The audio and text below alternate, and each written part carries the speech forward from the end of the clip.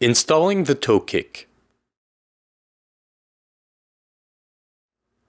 Pull on the steel frame, tilt the leg in closed position, and lean it against the cardboard pieces. Press the wood dowels in the appropriate holes of the toe kick board.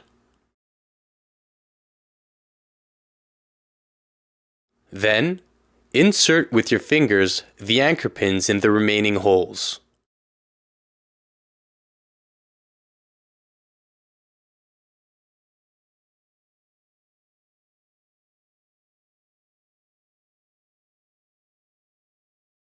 Insert the cam lock nuts with the arrow pointing towards the hole in the edge of the lower panel.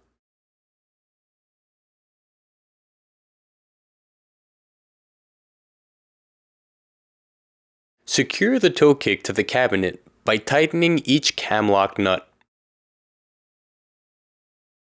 If you have difficulty introducing one of the anchor pins, make sure the arrow of the cam lock nut points towards the hole on the edge.